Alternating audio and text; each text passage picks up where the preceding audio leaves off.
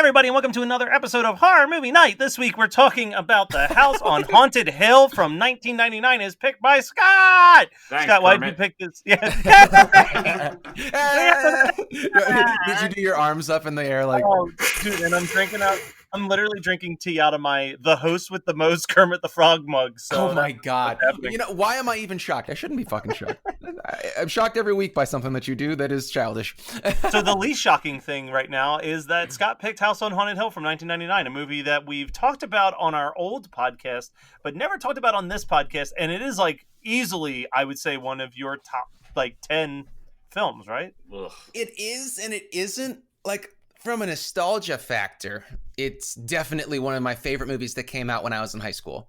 Probably top 5, right? But rewatchability as an adult, I don't like watching the whole movie. I like watching scenes from it, you know? So here's the thing with me with this movie. The first time I saw it was way back when you picked it for Reddit Horror Club, which had to be like... Wait, that was the first time you ever saw it? It was the first time I ever saw it. Wow.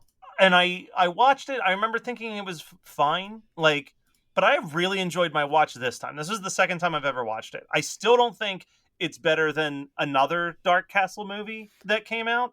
Don't take my double feature. You're taking double feature. I'm not going to say the movie. You're taking my double feature. But, Dark Castle put out a couple movies, and I think that this was a good start. This was the first one. I think their second movie was better. So this movie is... dog shit. Oh, how dare you! You son of a bitch! This movie sucks. They sat in and they were like, let's remake House on the Haunted Hill. And they're like, okay, we're going to do a shot-for-shot remake. And they're like, no. Let's just remove everything that makes the movie unique and great. Cool.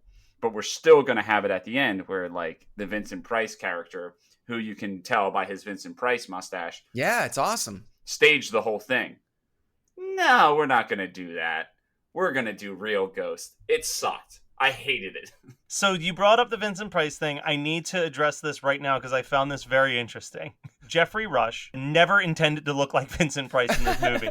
The original screenplay described Stephen Price as just a regular-looking businessman. Rush didn't care for this, so he suggested that his character look like the director John Waters. The director agreed, but when they tested it out, the transformation ended up looking more like Vincent Price, and they decided that was good enough. Yeah, that with mustaches, not thin enough. Yeah. Not thin enough, man. Yeah, so he wanted to go... I think what I like about this movie is, I can't watch it and think, oh, this is a remake of House on Haunted Hill. But, if I just watch it for the ridiculous movie that it is, it's got Jeffrey Combs. It's got the most unexplainable cameo from Spike from Buffy and Lisa Loeb so in this part weird. Of the movie. So fucking weird. I was like, why are they here? Spike has 0 lines in this movie. He and goes, this was and this was I was like, maybe this was just before Buffy, but no, Buffy was on for 3 years at this point. He was a name that people knew. But I think that Lisa Loeb being in it is so much stranger. That's even more bizarre. Does she have any other movie credits? I didn't look it up, but I'm sure very small roles. But yeah, that was I'm like, how did that happen? I almost want a documentary about the making of this movie because there's so many weird things in it. I will say, a controversial opinion, but probably not controversial opinion. I think this is the best acting job I've ever seen out of Chris Kattan. You haven't seen Corky Romano. I was about to say, yeah, you guys want some cookies? I have that as a fucking note somewhere in here. Yeah, I did write that note down so that I would remember to make that fucking reference as soon as we started talking about him. But we're missing a couple cool things before that. This was definitely, I as I was watching it, I was thinking about it. I'm like, I think this was the first time I ever saw Jeffrey Combs in a film because I hadn't seen Reanimator in 1999 when I saw this movie, but I sure as fuck watched this movie. So this is the first Jeffrey Combs movie that I ever saw, and I forgot that it was him. He was in it until we talked about it in Reddit Horror Club, and I was like, that was Jeffrey Rush. But yeah, I love Jeffrey Rush Jeffy Combs. Sorry, Jeffy Combs and Jeffrey Rush are both in the movie. First Jeffy Combs I've ever seen. I'm not sure if I knew who Jeffrey Rush was at the time. It doesn't really matter. But the other thing I want to talk about is Famke Janssen. Again, you're welcome. You will also be seeing her in either my next pick or the pick after that, because I have no chill. So I want to stop real quick to answer your question about Lisa Loeb. She has 33 acting credits. What? Now, there's a bunch that are like voice acting. So I don't know if I count that. And then there's like a handful where she like just plays a comedic version of Lisa Loeb in Hot Tub Time Machine Part 2 and stuff like that. But the movies where she actually plays a character that she acts and is not Lisa Loeb are all horror movies, which leads me to believe that Lisa Loeb is just a big horror buff deep down. That's incredible. That is incredible. It makes me love her so much more. Oh my God. I know what your double feature is going to be, Matt, and I won't say it. No, but it's not that either. But yeah, that makes sense why she probably gives her song to a ton of horror movies for like super low prices. But yeah. Super low prices. This movie gave me Mandela effect bad, because they kicked in with Sweet Dreams, and I was like, man, they use this in every single horror movie in this era. And I looked it up just to get you guys a list of like 15 movies that it was in to show how often it was used. It really wasn't used that often. Like, in my mind, it's used in everything. And it was used in this, Trick or Treat, the following TV show, and then this movie, The Gamer. It was used in the trailer, not in the actual The Gamer. Well, no, I think it was just Gamer, which is it's the directors who did the Crank movies. Gotcha. I like the whole like amusement park scene. I really do. I feel like I shouldn't. That's the reason why I have never and will never ride fucking rides. No way. I'm not that's not fun. Megan is like, why won't you ever get on a ride with me? I used to love going on rides. And I'm like, because I don't want to die over a fucking ride for no reason. I don't care that they're super safe. My brain only thinks in death and destruction. The most fatal. Yes. So knowing that and that feeling of like your stomach dropping the first time you watch this movie, and the people fucking like the fake ones go off the rails, and when Spike is like, oh, I'm like, yeah, that's what would happen the one time. And it would be Alanis Morissette at my funeral going, isn't it ironic? Yeah. I kind of agree with Brian to a certain extent. I think that this movie starts a lot stronger than it ends, for sure. Fuck you guys. Well, I just because I love the opening scene. Like, it's got a real like Dr. Giggles vibe going at the start, and then like you cut to this like terrifying but true like docuseries. Like, I like all of that. I like the amusement park. I even like the setup of all the characters getting there. And I think it is the point where the CGI ghost darkness chasing everybody is kind of where I'm like, but that does suck. I will tell you, when I saw this movie in 1999 for the first time, I thought that the ghost darkness looked stupid. Yeah. Like, I'm not going to defend that. But the way that they fuck with the movements of Jeffy Combs' character. Oh, that stuff's cool. Before people like took advantage of it and did it too much. It looks cool. This is the worst thing about this movie, besides the ghost darkness, which was actually quite impressive the way that they built it, because it's only based on nude models. Yeah. I don't know. I think it's a cool idea, but doesn't look good. But the worst thing about this movie, I have to get it out of the way, that I just realized rewatching it, we would not, if this movie hadn't been made, I don't think that we would have been stuck with those fucking Grave Encounters movies with the stretchy face ghosts. Well, that's what I was actually about to, well, not Grave Encounters. I was about to say, which will probably have Scott kill me, but if this movie didn't have the lineup that it had, it would have been on an eight film disc next to Grave Dancers. In my opinion. Grave Dancers is so much later, though. That's the thing. It's like you wouldn't have Grave Dancers without this fucking movie.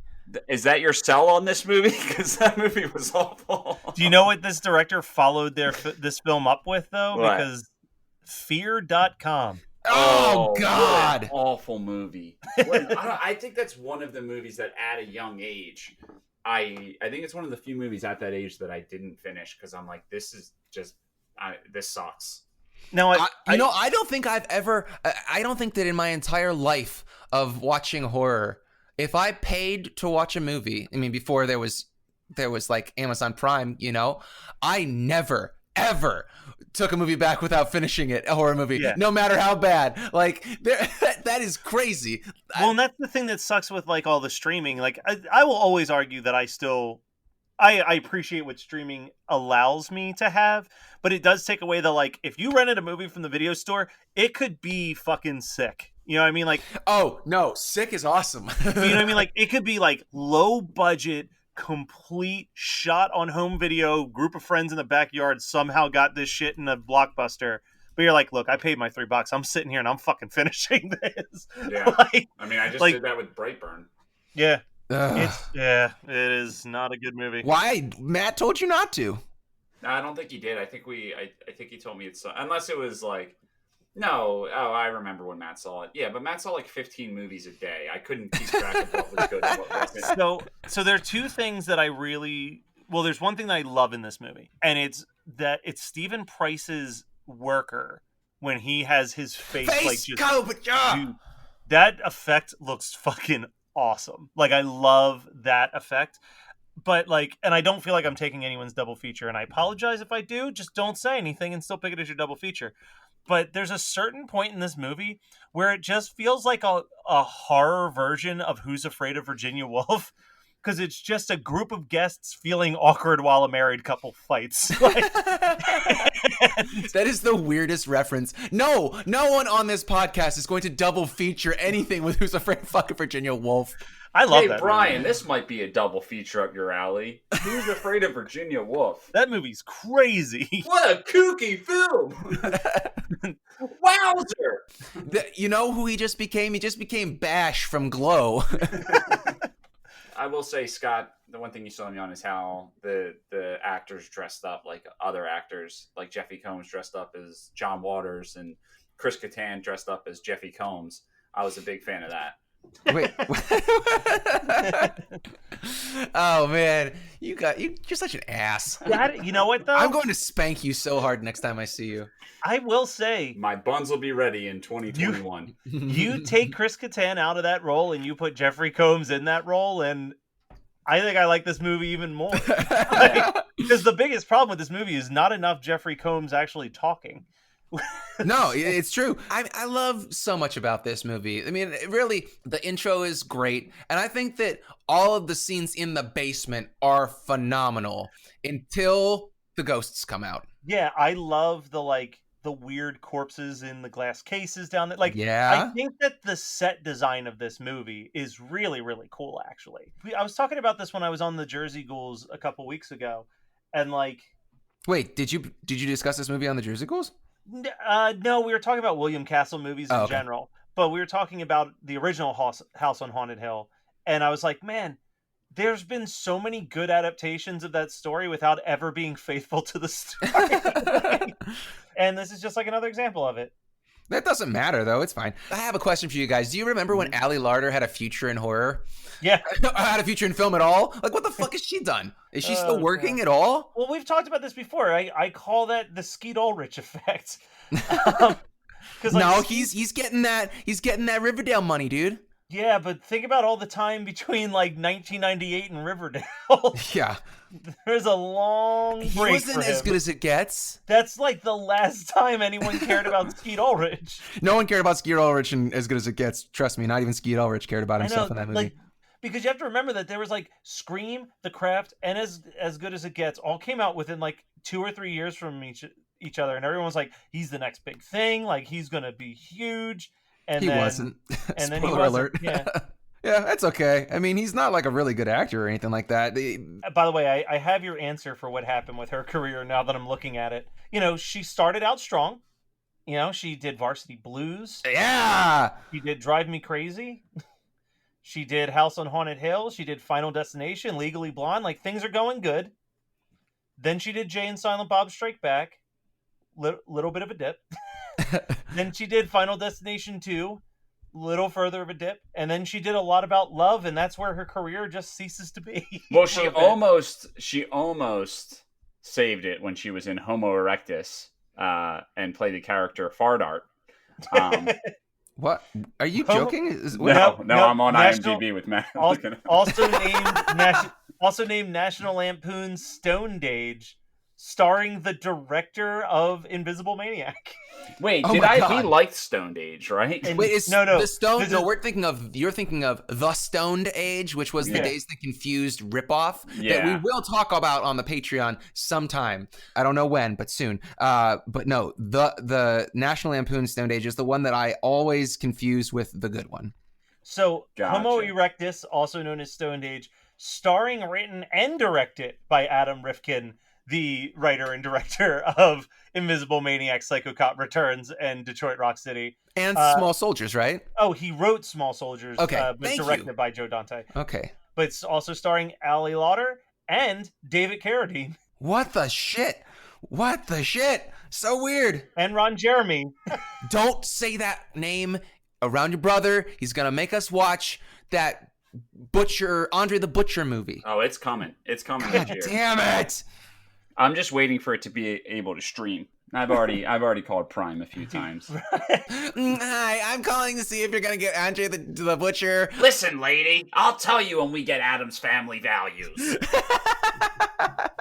So what do you think are the 4 top films on IMDb for Ron Jeremy's filmography? Not porn. Boondock Saints, He's in There's Boondock no better Saints. be on there.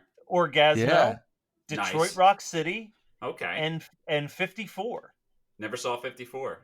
I saw 3 of those though. 54, like Studio 54, where Yeah, Ryan Phillippe, or Yeah, Ryan he Phillippe, plays- yeah. he plays the character of Ron. So- Yeah, I finally watched 54 last year, and I understand why it was such a flop. That movie is boring as shit. It's supposed to be about sex and drugs, and it's just boring. I feel like it came out the same time as Boogie Nights, and it was just overwhelming that Boogie Nights was supposedly the better movie. So- And I've never seen Boogie Nights. Should I watch it? I mean, do you have a week available? But you do get to see Mark Wahlberg's fake penis at the end. Yeah, I mean, that's fine. I knew about that. That's not going to stop. That's not a deterrent. I'm just saying that I don't have 3 hours to watch anything. It's a deterrent for me. Once I heard the word fake, I was like, yeah. All right, so House on Haunted Hill. What else Yeah. we got to talk about here? Double features? No. Matt, or Brian rather, always talks about how in like the early 2000s, every death metal band would like use quotes from movies like right before a breakdown. And I can't believe that no one ever used Vanka being like, "Who the fuck are all of you?" Because that would be amazing. Because you're like, "Who the fuck are all of you?" Doom, doom, doom, doom, doom. Like, I don't know. It was like fucking. That would be great to open up a pit to. The best one is the one that Brian made, which you remember how Memphis is Laid to Rest opens by Norma Jean, where it's like more. That was me and Eric Biggest. That was a Dude. tag team effort. Last names. So no This is an honor. biggest one's credit and, for and, this. and he deserves way more credit than me because he was the one who actually put it together. So they mixed the thing with Oliver Twist. Where it's Oliver Twist going, "Please, sir, sir, can I have some more?" And he goes, "More!"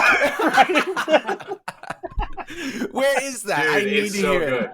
What? Please, sir, can I have some more? Do you know what the second song on that album was? What? California Love Radio. Remember that?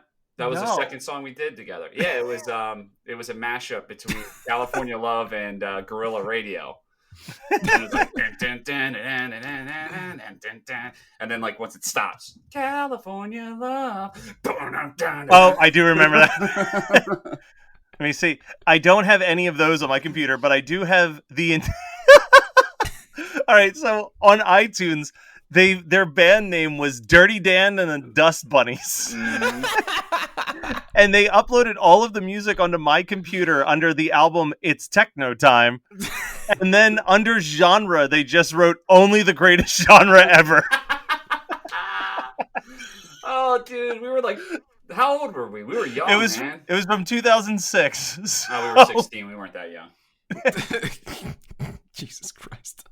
Man, One of the songs is called Phantom of the Oprah. I wonder if they're any good. I think those are like the shitty garage band ones. Yeah, the song titles are Crappy, For External Use Only, Ode to Eric, Phantom of the Opera, Poor Lake Corpse, Semi-Crappy, and Tsunami with a T. Oh, Tsunami with the T, dude. That was a good one. That was either on the album I'm So Happy I'm Emo or Back in Black Chuck Taylor's. God, you're so clever and so stupid. That's basically just the Kelly legacy. Is so smart but so stupid. I have a quote written down that just says, "I was adopted." Yeah, that's Omar Epps at the very end. Yeah. Well, but we need to talk about, I mean, like, the fashion of 1999. 1999, when men were men and women had the stringiest bangs imaginable. Because Ali Larter keeps like, buh, buh, buh, these little stringy ass bangs. They probably put mousse on, like she has her hair back and just the little stringy. You remember that shit? Yeah, no, I remember it. I'm pretty excited for Pen 15 season 2. Oh, Matt finally got on. I was going to say, I won't talk about it as a double feature, but I did finally watch Pen 15 because we did an episode of it for Jolie's podcast. Starring the hottest chick ever. It's some good shit. You know who else had a promising career? Was Sonia Blade. I don't remember her name, but Bridget Wilson. I actually was like, what else was she in besides Mortal Kombat? And I went down a little rabbit hole. Found out that she was Miss Teen USA in 1990. So she was 17 at the time. So she's 26 in this movie. I don't know what happened those 9 years, but yeah, that's what they did. Brian, you know who she is, though, from something completely other than Mortal Kombat. What's that? She's Veronica Vaughn. She's so one piece of ace. I always forget that she's in that movie. Yeah, and I Know What You Did Last Summer. Yes. Yeah, I did say that to Megan. I was like, oh, I watched House on Haunted Hill, 99. It was so fun. And she was like, oh, what's your double feature going to be? I Know What You Did Last Summer. I was like, no, it's not going to be I Know What You Did Last Summer. But that's a pretty good idea, and I love you for thinking of that. Very last thing I want to say is the Blackburn, the doctor. So Famke Janssen's character gets electrocuted, is quote unquote dead, but she's not dead. She just got injected with something to make her heart rate slow down, whatever. Blackburn is her lover, comes downstairs, injects her. Well, no, he comes downstairs, he kisses her mouth, and then finger blasts her as she's dead and says, cool, which is fucked up. But yeah, so then he injects her and she wakes up and kisses him back. And you're like, oh, but I also do love the absolute best line that Corky Romano has in this movie is, he goes, because it's a fucking house. And I've said that so many times in my life, and it's embarrassing that I've said that. But no, you can't quote fucking House on Hill 99. No one's gonna know, We will now. Now I'll know every time you yell it. I'll be like, I'm probably never gonna say it again in my entire fucking life. Did you guys see the post-credits scene when it was on VHS? So no. So here's the thing. I was like, okay, I put all of this off until yesterday. So I watched this. You Brian Kelly'd it. Yeah, a little bit. I mean, there's a lot going on. Yeah. So I was like, I'm going to watch it first thing in the morning, and then I'm going to hop in the shower, and then I'm going to throw on a couple episodes of Daria while I fold shirts, because I'm doing an episode of Daria for my favorite episode of it. I'm trying to, like, rewatch the whole series for it. But, like, the credits came up, and I was like, all right, time to shower. And then as I was putting the disc back into the case, I noticed that, like, there was a chapter after closing credits, and I was like, it's probably not that important, and I closed it up and called it a day. So what was the post-credits thing? You see that Price and Famke, they are strapped to the table in the past, quote unquote, getting vivisected, while they're alive by Jeffy Combs and the fucked up nurse and everything like that. Oh, one thing that we didn't even talk about, what I loved in this movie is, and I'll make it short, when Price gets locked in the saturation chamber and has... That scene is dope. That scene is really, really cool. Yeah, I love that scene. That scene actually was very, very disturbing to me when I saw it in, 1999. But yeah, like I just love the stuff. Anything with Jeffy Combs is so great in this movie because it's super creepy. I want the record to show that I am not the anti House on Haunted Hill. I, again, just think that there was one film that Dark Castle made that was a little bit better than this. But, like, I would have welcomed a ton of these movies. I would have been so for them doing multiple, like, 90s remakes of Old William Castle movies. Like, fucking give me a modern version of Straight Jacket or Mr. Sardou, or like any of those crazy movies that he made. Like, sign me up. Tingler, give me a fucked up weird 90s like Brian Yesna version of the Tingler. Like, I will watch it and love it. That would be sick. Yeah. So anyway, Scott, double feature. Let's hear it. I'm not going to pick. Well, the one that I was not going to pick is actually the scariest haunted house movie I've seen as an adult, which is The Conjuring. Okay. Yeah, that movie fucked me up when I watched it for the first time. I watched it alone. I don't know where Megan was, but I watched it alone with the lights on and dogs near me, and I was pretty petrified. Now, I haven't seen anything else in that universe. Like, I haven't seen any Annabelles, and I haven't seen The Conjuring 2 or whatever, strictly due to the fact that The Conjuring is so fucking good that I don't want to have it sullied by, things in that universe that take away from it. But I find that movie to be really, really scary, and I guess that I am confident enough in my horror-ness and my masculinity-ness to say, like, that movie really scared the shit out of me. I will do a double feature of and I know that I've picked this before. I have to, because it's one of my all-time favorite movies. But you got Jeffrey Combs. You got someone learning about the house while watching some type of like unsolved mysteries style show. I'm going with The Frighteners, baby. Nice.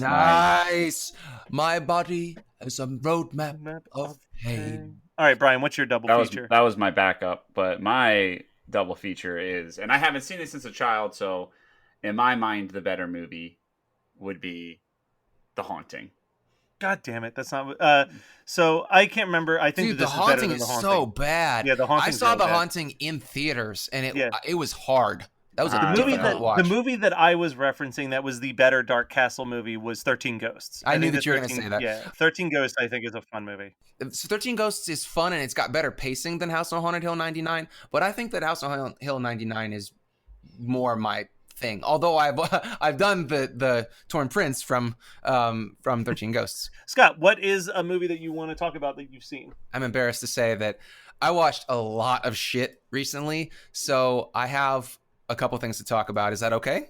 Yeah, just rock through them like kind of quickly. So I watched After Midnight the day it came out, and After Midnight would be kind of a nice double feature with House on Haunted Hill 99 because it features very heavily a Lisa Loeb song. But anyway, that's also, Lisa Loeb apparently loves horror, or else she wouldn't have let them have that for probably pennies.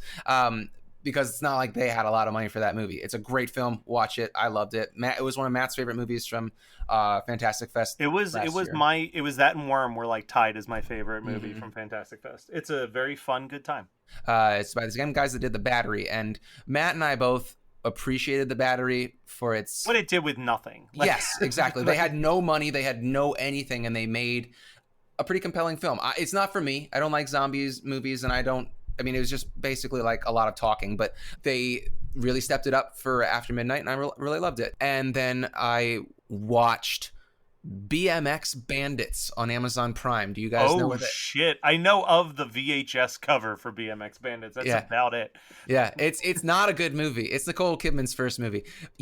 I didn't even watch the whole thing. I watched about 3/4 of it, and then all I wanted to do was just watch fucking Turbo Kid. So, I didn't watch Turbo Kid because I wanted to really dedicate time to enjoying Turbo Kid because I love that movie so much. But man, the beats that they hit in Turbo Kid are so good. It's so, because like BMX Bandits is authentic. It's of the time, and then Turbo Kid is a pastiche.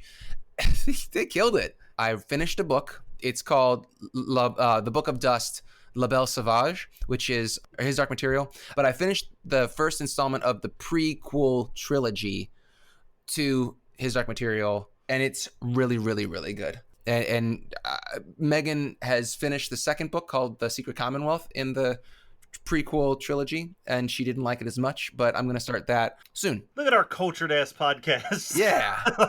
So that's my shit. Thanks for listening. All right. I'm going to be real quick. I saw Gretel and Hansel, and it's not like a masterpiece or anything, but it was a very cool, unique movie. I had a weird let me pitch this to you guys on the air. I had a weird idea because I think that you could make a really interesting anthology film of like modern twists on grim fairy tales. So that's now sitting in my banks as an idea. I one day. love that idea because I don't think that grim fairy tales can Sustain a whole movie. They can't be. Yeah, I don't think that they've ever done well sustaining a whole movie. But yeah, if you had like 4 or 5 of them where they're super gruesome, that would be phenomenal. Because they originally were. Well, and like this movie it's a PG-13, but it doesn't feel like a PG-13, and they were smart enough with like keeping it short. Like it's like an hour and 20. Nice. Someone's like, why did they fuck up the name and switch it around? Because it's Gretel's story. Like the movie is about Gretel. It's not a retelling of Hansel and Gretel. It's like a reinterpretation of that story from like a feminist perspective. But how about you, Brian? What do you got? I watched Jojo Rabbit, and that's kind of relevant when I brought up the metal music. Like, I think it was a great movie. It would have been my favorite movie 8 years ago when those types of movies blew me away. You know, like when I first saw the way back, to me it was just such a unique way of telling a story, and just films that feel. I think it's really good, and I think that people who haven't seen the movie are going to be horrified by my comment, and people that have seen the movie will know exactly what I was talking about. Was every time Hitler was on screen, I would just be filled with joy. Like I just wanted more screen time with the guy playing Hitler. Wait, are you saying you wanted more screen time for Hitler? When did you ever think that we were going to get a producer's reference on Horror Movie Night? Yeah. I mean, honestly. It only took us 240 something episodes, but we're finally there, guys. We can wrap it up. We're done. So, that was House on Haunted Hill from 1999, as picked by Scott. Tune in next week when we're going to be discussing a horror movie sequel that I watched when I was so young, and it stuck with me. And it's not a very good sequel, but I love the original movie. But we already talked about the original movie, and I felt like wanting to talk about it again, so I picked the sequel. So strap on in for that, guys. And also check out our show notes for all the links to our social medias and our Patreons and all of that other good stuff. Thanks for listening. Bye.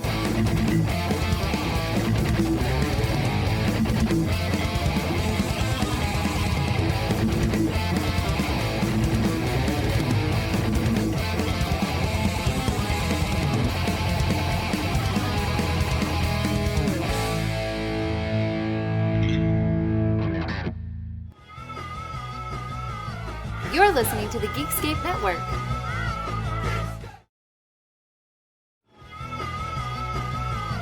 You're listening to the Geekscape Network.